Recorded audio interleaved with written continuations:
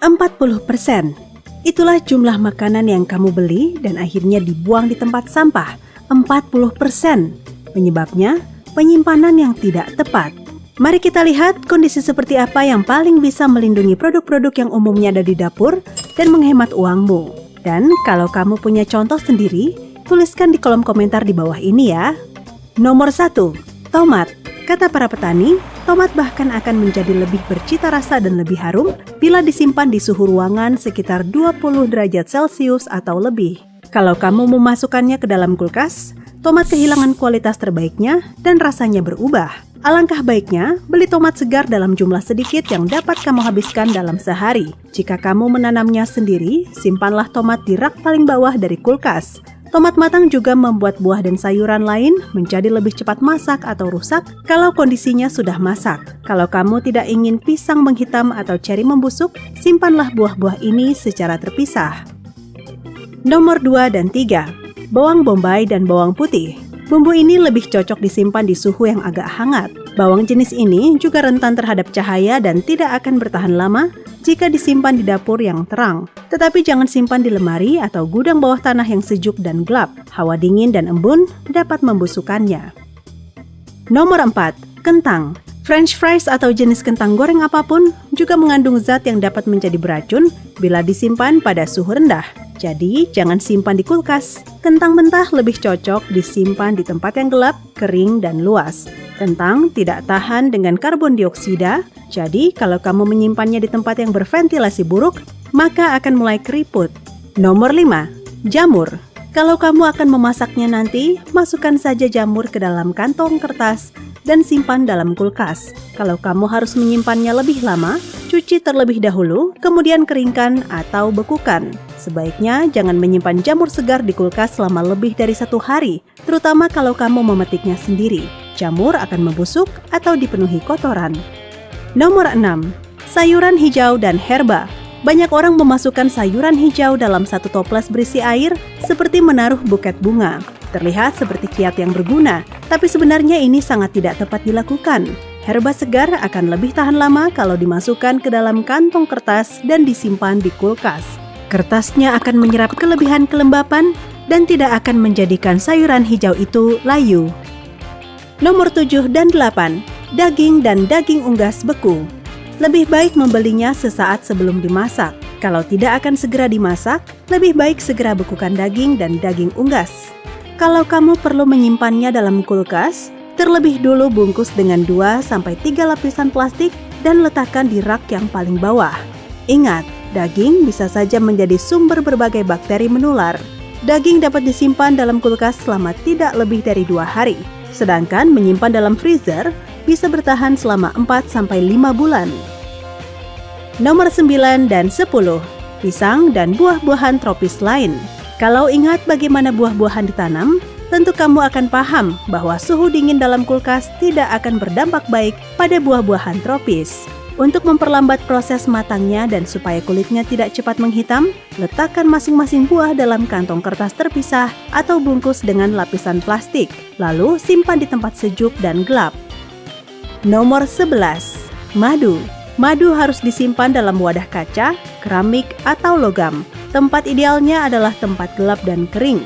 Jadi, rak adalah tempat penyimpanan yang baik, asalkan rak tersebut ada pintunya. Kalau kamu menyimpan madu di tempat yang terkena sinar matahari, maka madu akan kehilangan sifat antibakterinya. Madu dapat menyerap bau-bauan, maka jauhkan dari bawang putih, bawang bombay, dan bahan-bahan berbau lainnya.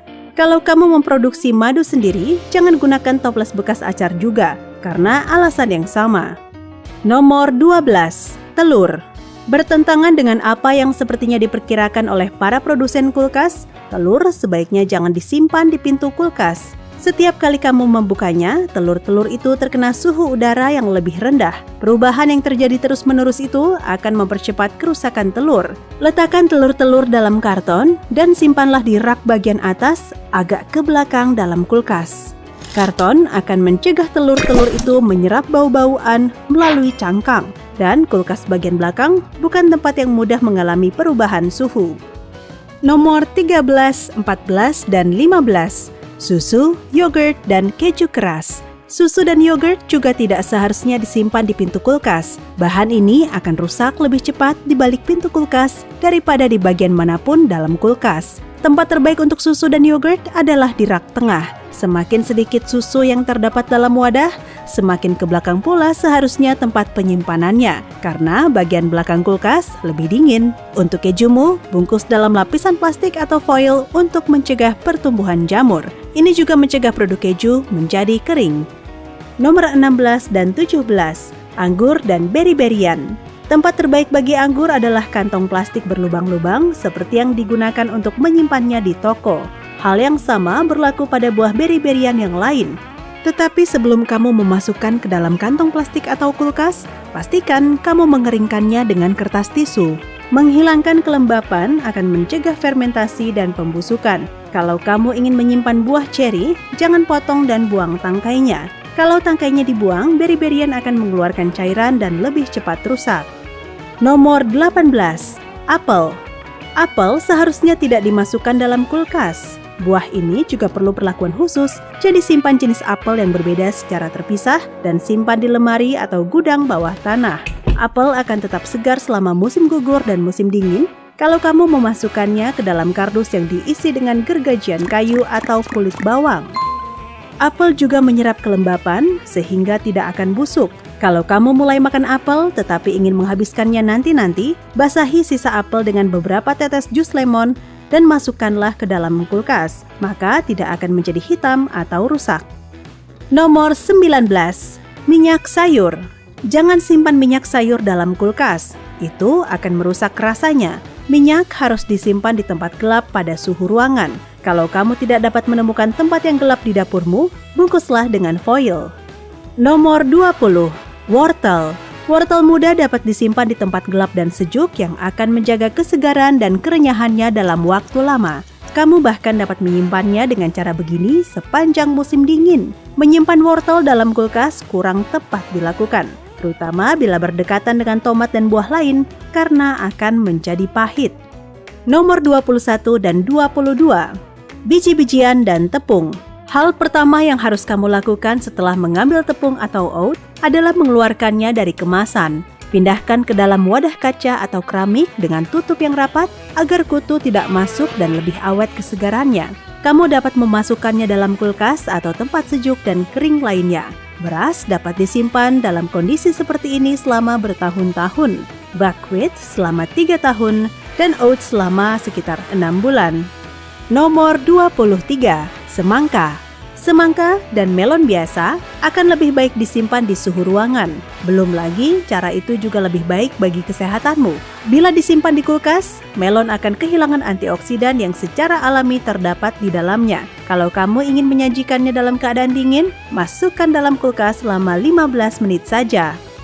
Nomor 24, roti. Roti harus disimpan dalam kantong plastik berlubang, kantong kain atau kertas yang dapat bertahan lembut selama 5 hari. Kalau kamu membeli banyak roti dan harus pergi selama beberapa hari, kamu dapat memasukkannya ke dalam kulkas. Suhu rendah melindunginya dari jamur dan roti akan tetap segar serta lezat. Nomor 25, pakan hewan piaraan. Ya, pakan hewan piaraan dapat menjadi rusak dan kalau sudah begitu kamu harus membuangnya. Jadi, mari kita cegah pemborosan dengan menyimpannya secara tepat. Simpan pakan anjing dan kucing dalam wadah tertutup di tempat kering dan sejuk. Kalau kamu telah membuka pakan dalam kaleng, simpan dalam freezer dan gunakan selama 2 hari. Nomor 26 dan 27, kopi dan teh. Simpan teh dan kopi di tempat gelap dan kering dalam wadah yang tidak tembus pandang. Jauhkan dari makanan yang berbau tajam. Hindari tempat-tempat lembab dan terkena sinar matahari, dan jangan simpan teh dan kopi di dekat sumber-sumber panas seperti microwave atau oven. Nomor 28, gula. Musuh utama gula adalah kelembapan. Ini akan menyebabkannya menggumpal. Itu sebabnya penting menyimpan gula, baik gula putih atau coklat, dalam wadah kedap udara di tempat kering. Gula menyerap bau, jadi pastikan wadah tempatmu menyimpannya tidak berbau apapun. Nomor 29, coklat. Coklat harus disimpan pada suhu ruangan di tempat kering yang tidak terkena sinar matahari. Karena, ya jelas, makanan ini akan meleleh. Bila kamu memasukkannya ke dalam kulkas, lapisan putih akan muncul di permukaannya. Tetapi jangan khawatir, itu hanya mentega kakao. Nomor 30. Sisa makanan.